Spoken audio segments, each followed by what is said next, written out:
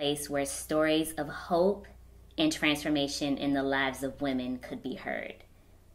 I also wanted to create a place where stories of the most difficult times where women had to show true grit would inspire a girl to dream again. Welcome to Girl Grit.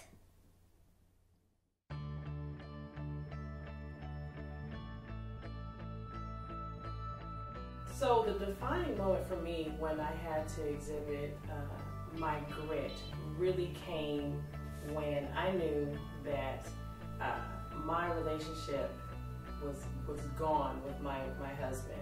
I remember that day I had actually got the courage to tell my husband at the time that I wanted to travel. That wasn't his thing. Yeah, traveling for him was like going to Ohio or going to Atlanta or something. But when I wanted to travel, I mean I wanted to travel, go see the world, have my own National Geographic experience. And so I left and went to India, and he stayed with the kids. And that was just the first notion that I'm just going to do something for myself. I've been a mom and then been a wife. I just want to do something for myself.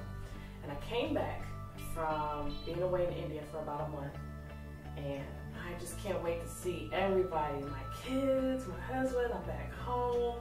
I couldn't wait to share my experience. And I remember going through the airport, and I see my kids, and they're like, "Mommy, Mommy," and I just bust out crying because I missed them so much. And I noticed that he kind of got up, and he was texting on his phone. And I knew then something was different. And, you know, as I was getting acclimated and being back home, we just weren't really talking much anymore. He just seemed distant. And I just knew something was going on, but I was kind of brushing it off. Like, well, maybe we need to adjust to being with each other. But I communicated that to him. And I told him, hey, you know, I noticed that since I've been back, you've been really distant, and you know, you're not willing to go out and have fun or anything. What's really going on? Do you want a divorce or something? And he said, yeah.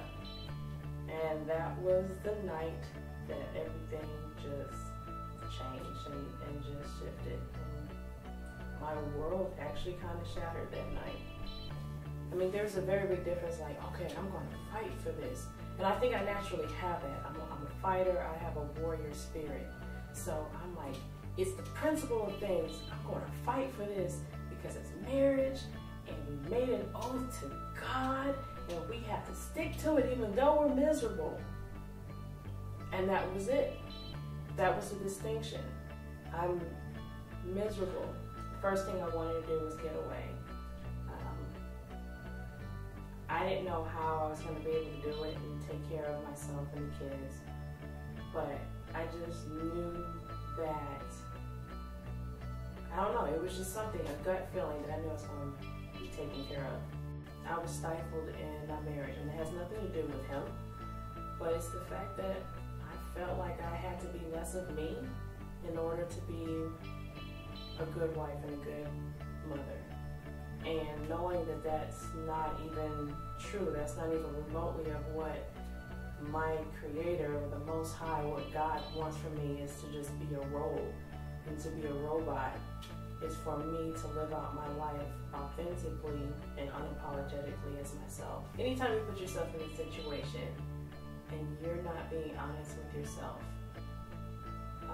whether it's a marriage or a job or having certain friends, if at any point you feel like you have to cover up who you really are, then that's not for you.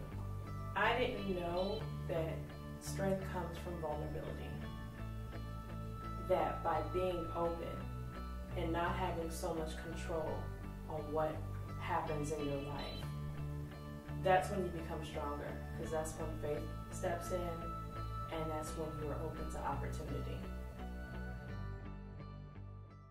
Come on, ladies. It's time to rise up and take your position. You're superior, inferior, man, that's a gimmick. See, I have a new view. Just look at what we came through. Keep your head up, Tupac, what you gonna do? The next big thing is gonna come from me and you. Don't let them put you down. Rise up. It's in me. It's in you.